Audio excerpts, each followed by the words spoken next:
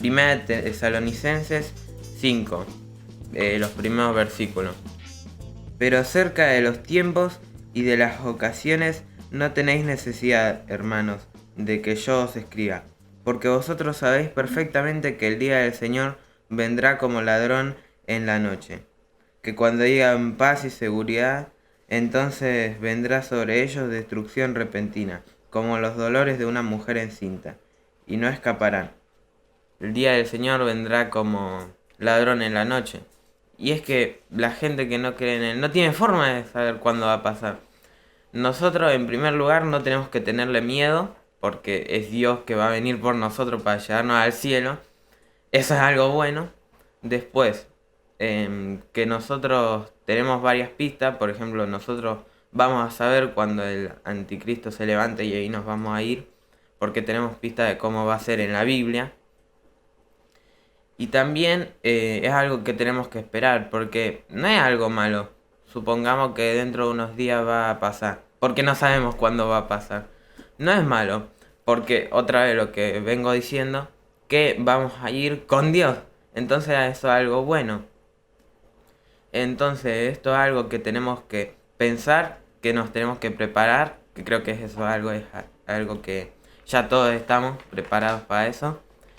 Y también es algo que tenemos que hablarle a la gente, porque en cualquier momento viene. Porque ya vimos que el mundo cada vez está peor, que eso dice en la Biblia, que el mundo se va a venir a peor y que después va a venir Dios. Porque las profecías de la Biblia cada vez se están cumpliendo más. El mundo cada vez está peor. Cada vez las armas de destrucción para matarse entre sí los humanos son más grandes. Entonces hay que estar listos para esto, porque en cualquier momento puede venir. Eso era lo que yo quería compartir. Bueno, voy a hablar de por qué amamos a Dios. Bueno, voy a leer 1 Juan 4, del 19 al 21. ¿Quieren buscarlo?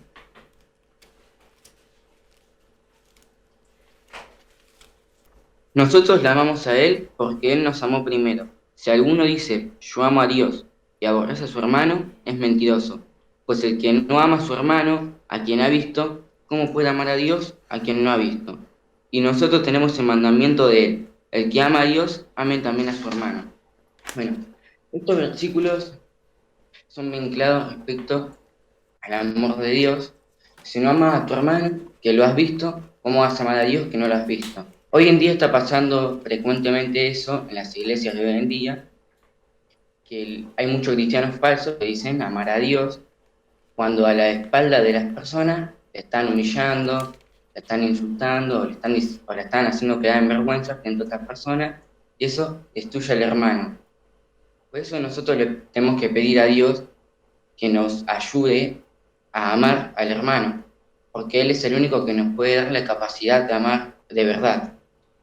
Bueno, pero hay gente que no desarrolla la capacidad de amar que Dios nos dio y prefiere desarrollar lo contrario, que sería el odio, el egoísmo, la soberbia y el orgullo. Y esas personas no están aprovechando que Dios nos dio una capacidad muy hermosa, que es el amar a todas las personas, animales, lo que sea, todo. Y bueno, y el amar a tu hermano es uno de los mandamientos que Dios nos dio y hay que pedirle a Dios que nos ayude a poder amar. Bueno, ahí está. Re bien. Yo lo que quería compartir, que está un poco relacionado con lo que dijeron los dos, con lo que dijo Alessandro al final de que tenemos que predicar y con lo que hablaba Bruno sobre el amor, que es que todos tenemos que ser misioneros. Pero ¿por qué tenemos que ser misioneros? ¿Por qué todo creyente tiene que ser misionero? Yo lo que quería compartirle la primera parte es, ahí cerquita de lo que compartió Bruno, segunda de Pedro 3:9. Segunda de Pedro 3:9. Leo, dice así. El Señor no retarda su promesa, según algunos la tienen por tardanza, sino que es paciente para con nosotros, no queriendo que ninguno perezca, sino que todos procedan al arrepentimiento. Y acá lo que vemos es que Dios espera, es paciente cuando nosotros pecamos para que nosotros nos arrepintamos. Y Dios siempre obró así. Por ejemplo, cuando Adán se rebeló, él lo llamó y le dijo, ¿dónde está? Él lo buscó, si bien él se había alejado. Y eso es un ejemplo de toda la historia de la humanidad, que la humanidad peca y Dios siempre busca que ellos vuelvan a que nosotros volvamos como estábamos antes con Él, en una relación con Él. Y por eso también dice que en Juan 3:16, de tal manera amó Dios al mundo, que ha dado a su Hijo unigénito para que todo aquel que en Él cree no se pierda, mas tenga vida eterna. Después, ¿por qué tenemos que ser misioneros? Porque Jesús es misionero. Y Jesús es el mayor ejemplo de un misionero. Quería leerles ahora 1 de Juan 4, versículo 9. Dice así: En esto se mostró el amor de Dios para con nosotros, en que Dios envió a su Hijo unigénito al mundo, para que vivamos por Él. Y acá la palabra envió en griego la Biblia lo menciona como apóstole. Y de ahí viene la palabra apóstolos, que es en el español el apóstol, enviado, el misionero. Y eso es lo que habla de Jesús ahora. Jesús vino como un enviado de Dios para poder predicarnos, que nos arrepintamos y que tengamos vida y vida en abundancia. Y después lo que también quería decir es que para él no fue fácil, porque él era Dios y está perfectamente bien, y vino a la tierra sabiendo que iba a sufrir, sabiendo que la tierra era gobernada por Satanás, y él aún así, sabiendo que iba a morir, vino y para que nosotros seamos salvos por el amor que él nos tenía. Y si nosotros somos misioneros, lo tenemos que hacer por amor. No porque es una orden o para quedar bien con los demás que digan, no, mira cuántas personas se convirtieron gracias a él. No, nosotros lo tenemos que hacer por amor, como lo hizo el Señor Jesús. La iglesia primitiva era misionera.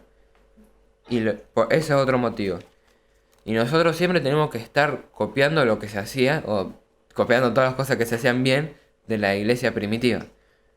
Quería compartirles Hechos 13, del 1 al 4. Hechos 13, del 1 al 4.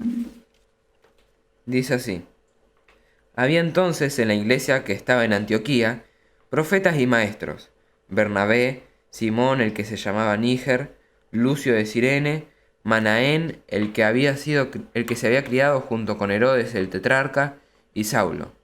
Ministrando estos al Señor y ayunando, dijo el Espíritu Santo: Apartadme a Bernabé y a Saulo para la obra para que los he llamado. Entonces, habiendo ayunado y orado, les impusieron las manos y los despidieron. Acá lo que vemos es que la iglesia de Antioquía, que en ese momento era la iglesia que estaba mejor, digamos, porque la iglesia de Jerusalén tenía muchos problemas, porque en Jerusalén era donde más los estaban persiguiendo hasta ese momento, y en las regiones de Judea. Y además de que Antioquía era una ciudad de comercio, era mucho más rica que Jerusalén.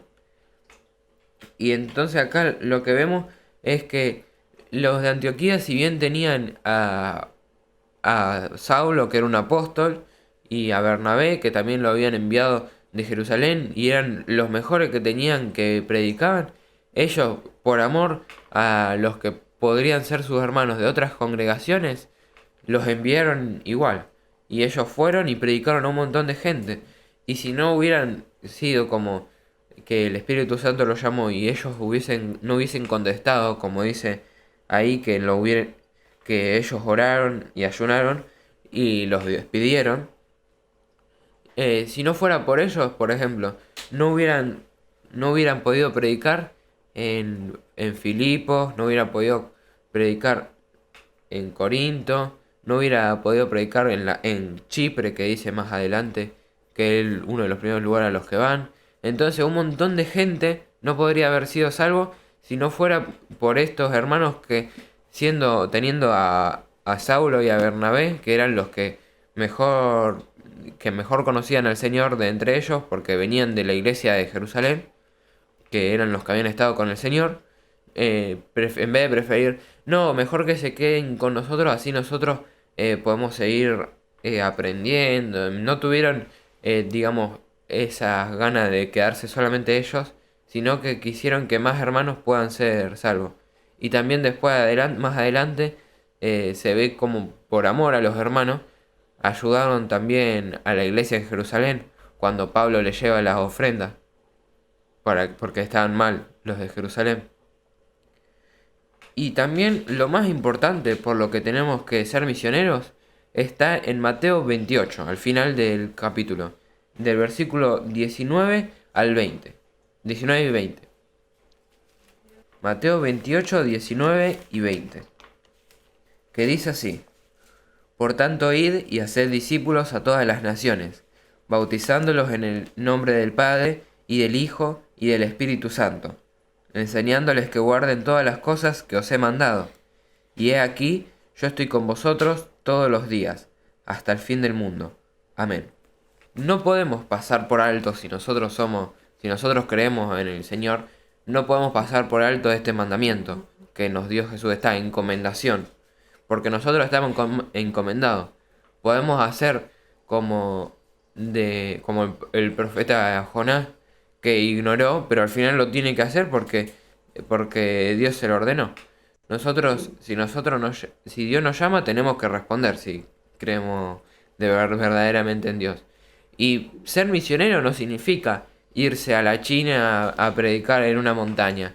Ser misionero es predicarle a las otras personas que están en nuestra ciudad, en donde vivamos, en nuestro trabajo, en nuestra escuela. Eso es ser misionero, es predicar.